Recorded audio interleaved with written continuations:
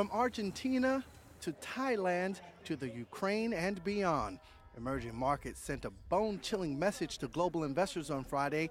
There's trouble in the global economy. That led investors to lock in the big stock market gains made last year. Tom Lee of J.P. Morgan. I think investors were overly long or uncomfortably long at the start of the year. We've seen some position trimming, and I think things like emerging markets weakness has really scared investors. It was the Dow's biggest plunge since the summer and the S&P 500's worst week in 2.5 years. Stocks in Europe had their deepest one-day plunge in 7 months.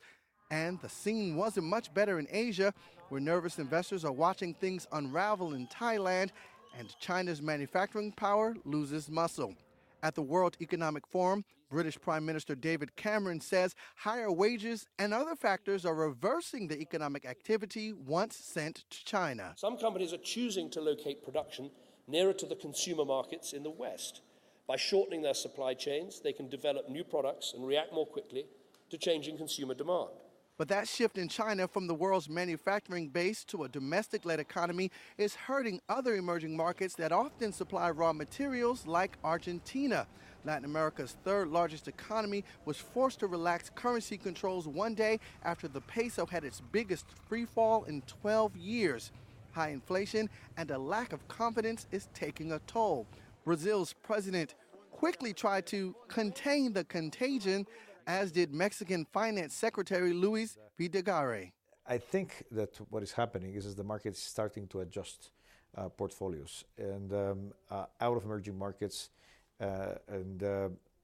each country is different, and the way they can respond, and the fundamentals of each country are different. I think that those countries that have a more robust macroeconomic environment, that don't have any significant imbalances, are better prepared. But investors were not differentiating one emerging market currency from another, and there's likely more selling to come, with some currencies dropping 10 to 20%, says Win Thin of Brown Brothers Harriman. Markets are repricing emerging markets, they're repricing risk. So to me, I think there's much further to go in terms of EM weakness. And as you know, the FX markets have a tendency to overshoot, so you have to add that in as well. And with investors unsure how that kind of sell-off will feed back into the global economy, especially given the Federal Reserve's plan to trim bond purchases, investors decided reducing risk was the only thing left to do.